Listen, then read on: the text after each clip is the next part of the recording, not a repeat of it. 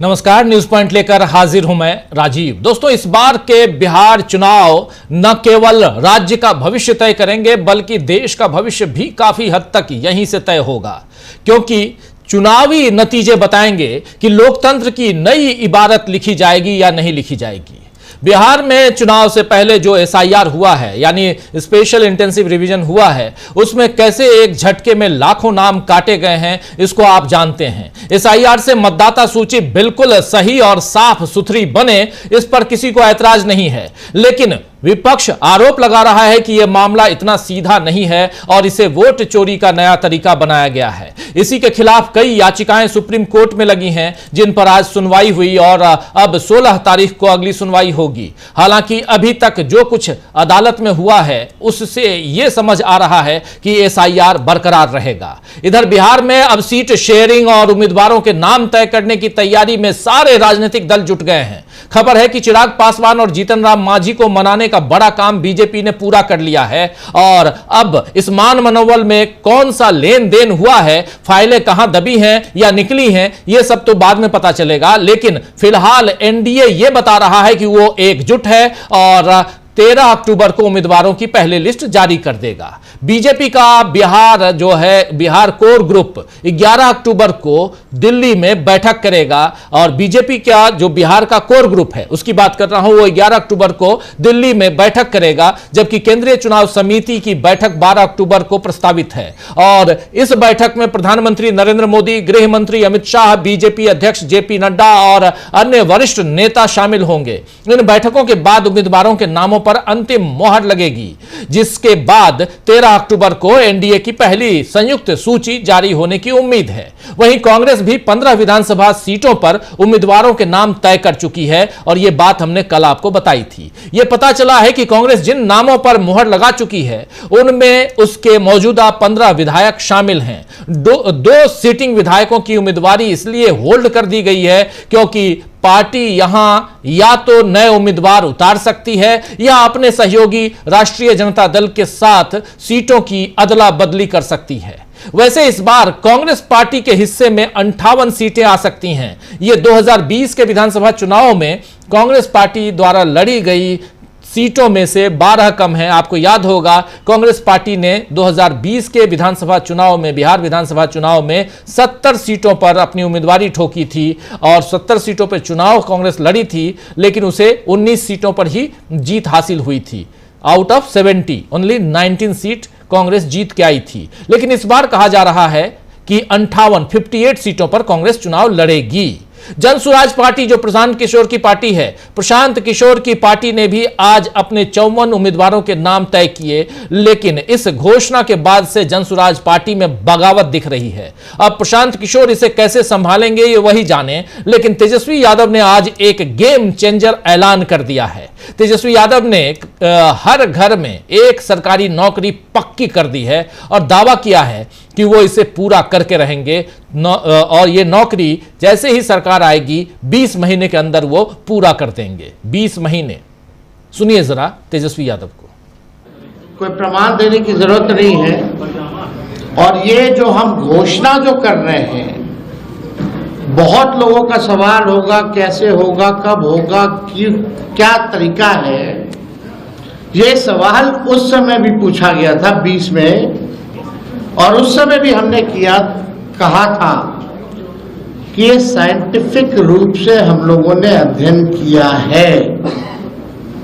हम लोगों के पास वैसे सारे परिवारों का डेटा जो है, जो हम लोगों ने सर्वे कराया था, उसके आधार पे हम लोगों के पास है, बिहार सरकार के पास है, किस परिवार के पास नौकरी है, नहीं है।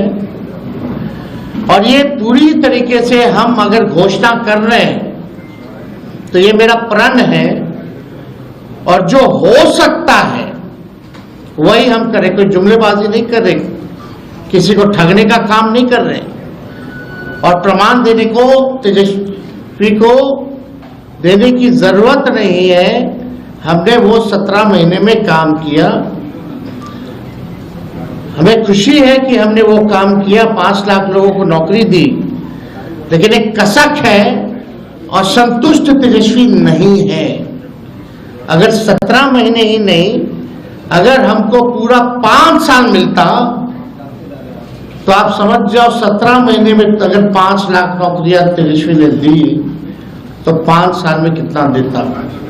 ये इस बात का खुशी तो है कि 5 लाख दी, लेकिन संतुष्टि नहीं है। खुशी तो है लेकिन संतुष्टि नहीं है, और उस संतुष्टि को वो पाना चाहते हैं। जैसे ही सत्ता पर काबिज होंगे, तेजस्वी ने बेरोजगारों को साधने का ऐसा दांव चला है जिसकी काट अब नीतीश कुमार के पास शायद नहीं होगी। वैसे भी नीतीश कुमार के लिए खतरे बढ़ रहे हैं दोस्तों। नाकडोर की रिपोर्ट है कि दलितों में नीतीश के लिए गुस्सा बढ़ रहा है और वो बदलाव चाहते हैं। खासकर सीजेआई यानी चीफ जस्टिस ऑफ इंडिया पर जूता फेंकने की घटना से दलित आहत हैं। इसका नुकसान बीजेपी और जेडीयू को बिहार में होगा। उधर आज chief justice of India BR Gavai ने इस घटना के 3 दिन बाद पहली बार अपना रिएक्शन दिया है। उन्होंने कहा है कि पहले तो वो इससे सन्न रह गए कि अचानक क्या आ गया मेरे पीछे, मेरे बगल में, यानी जब जूता फेंका गया था, लेकिन अब ये इतिहास की बात है। हालांकि यह मामला तूल पकड़ रहा है। राकेश किशोर जो वकील हैं, उसके खिलाफ मामले दर्ज करवाए जा रहे हैं, एफआईआर दर्ज हो रही है और उसे सुप्रीम कोर्ट बार एसोसिएशन से पूरी तरह से निष्कासित कर दिया गया है। वहीं आज मायावती ने बसपा यानी बहुजन समाज पार्टी, जो उनकी अपनी पार्टी है मायावती की, उनकी जो मायावती ने एक महारैली में इस मामले पर कुछ भी नहीं कहा है कि दलितों के साथ क्या कुछ हो रहा है, और खासकर सुप्रीम कोर्ट में चीफ जस्टिस ऑफ इंडिया जो बीआर गवई खुद दलित हैं, उनके साथ जो कुछ हुआ है, इस पर जो आज मायावती लखनऊ में रैली कर रही थी, महारैली कर रही थी, उसमें उन्होंने एक शब्द नहीं कहा। उसी लखनऊ के बगल में रायबरेली है। रायबरेली में दलित युवक की मॉब लिंचिंग पर कुछ नहीं कहा मायावती ने, और खुलकर योगी सरकार के लिए अपना आभार जाहिर किया है और समाजवादी पार्टी और कांग्रेस की खूब खुलकर बुराई की है। इस पर अखिलेश यादव ने कहा है कि क्योंकि उनकी अंदरूनी साठगांठ है जारी, इसीलिए वो हैं जुल्म करने वालों के आभारी। देखिए जरा, क्योंकि उनकी अंदरूनी साठगांठ है जारी, इसीलिए वो हैं जुल्म करने वालों के आभारी। जरा सुन लेते हैं अखिलेश यादव की यहां पर बाइट। तो इसका मतलब यह है कि अंदरूनी साठगांठ अभी जारी है। तो इसका मतलब है कि अंदरूनी साठगांठ अभी जारी है, क्योंकि आप तारीफ कर रही हैं सत्तारूढ़ दल की। अखिलेश यादव ने तो अपनी बुआ जी का नाम नहीं लिया, लेकिन उत्तर प्रदेश कांग्रेस अध्यक्ष अजय राय ने साफ कहा है कि यह सब बीजेपी की मदद से और बीजेपी को मदद पहुंचाने के लिए ही हो रहा है। आइए जरा सुन लीजिए यहां सीधे सीधे अजय राय को। देखिए, मैं इतना कहना चाहूंगा कि पूरी तरीके से ये काशीराम जी की जो पुण्यतिथि आज मनाई गई है, पूरी तरीके से ये भाजपा को लाभ पहुंचाने के लिए काम किया जा रहा है। क्योंकि आप एक तरफ देखिए, बिहार का चुनाव है, बिहार के चुनाव में आज वहां पर पूरा दलित समाज कांग्रेस के साथ, इंडिया गठबंधन के साथ आ रहा है। क्योंकि दलित लोगों को ये लग गया कि राहुल जी हमारी बात उठा रहे हैं, राहुल जी हमारे लिए लड़ रहे हैं, संविधान की बात कर रहे हैं, संविधान की रक्षा करने के लिए बात उनकी हो रही है। संविधान की लगातार भाजपा के लोग संविधान विरोधी कार्य कर रहे हैं। बुलडोजर से गरीबों का मकान तोड़ा जा रहा है, मुसलमानों का मकान तोड़ा जा रहा है, आदिवासियों का मकान तोड़ा जा रहा है, पिछड़ों का मकान तोड़ा जा रहा है, सबको प्रताड़ित कर रहे हैं। आरक्षण खत्म कर दिया, आउटसोर्सिंग कहीं है ही नहीं रहा, कुछ रह ही नहीं गया। जो नौकरी चाकरी पाने वाले हैं, पूछ लीजिए किसी से, कुछ नहीं है। उनके बच्चे नौकरी पाएंगे, उनकी बड़ाई कर रही हैं आप, उनकी तरफदारी कर रही हैं। और एक हरिओम वाल्मीकि को रात भर मारा रायबरेली में, उसका एक शब्द नहीं बोला आपने। ठीक है, माननीय उच्च न्यायालय, उच्चतम न्यायालय के जज के साथ जिस तरीके का दुर्व्यवहार किया इस शासन में, उस वकील के साथ भी कोई कार्रवाई नहीं हुई, उसमें भी एक शब्द नहीं बोला आपने। उच्चतम न्यायालय, इतनी बड़े पोस्ट पे शायद दलित परिवार का कोई व्यक्ति वहां जाकर बैठा है सबसे बड़े पद पर। क्या कि आप बोलती हो दलित की बेटी कहती हो, आप पूरी तरीके से दौलत की बेटी हो और दौलत से प्यार है, और पूरा भाजपा आपको फंडिंग कर रही है, पैसे दे रही है और कार्यक्रम करा रही है, और बिहार को प्रभावित करने के लिए आपको काशीराम जी याद आए। ये समाज जान चुका, देश जान चुका है।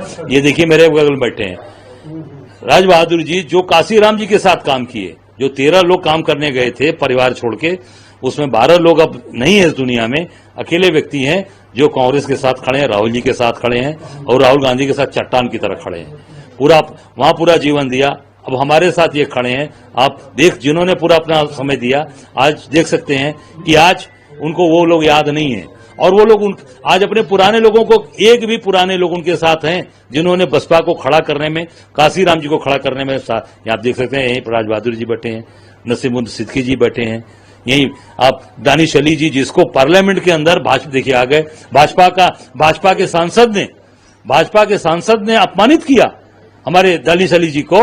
कौन खड़ा हुआ? एक बार भी मायावती गई मिलने के लिए? कहा मायावती ने? एक बार भी नहीं गई। और कौन गया? हमारे नेता राहुल गांधी आपके घर गए और जाके कहा कि पूरी कांग्रेस आपके साथ खड़ी है, राहुल गांधी आपके साथ खड़ा है।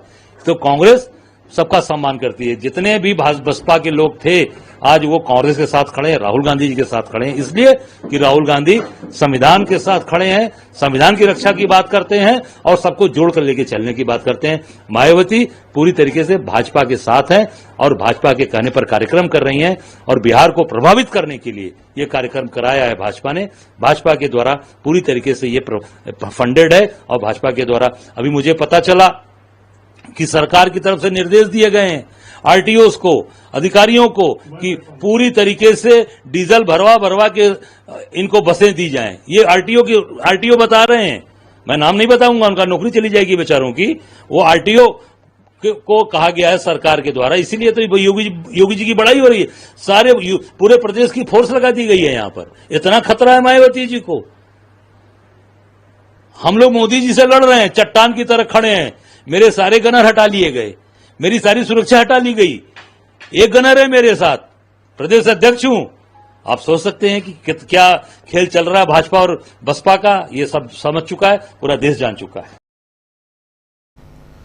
तो सुन रहे थे यहां पर साफ साफ कह रहे हैं, मायावती पर जो आरोप लगा रहे हैं अजय राय, उस आरोप में कितना दम है ये आपको खुद सोचना होगा। वैसे मायावती ने दावा किया है कि 2027 में बहुमत से उनकी सरकार बनेगी, लेकिन आज की तारीख में दलित इंडिया गठबंधन के साथ जाता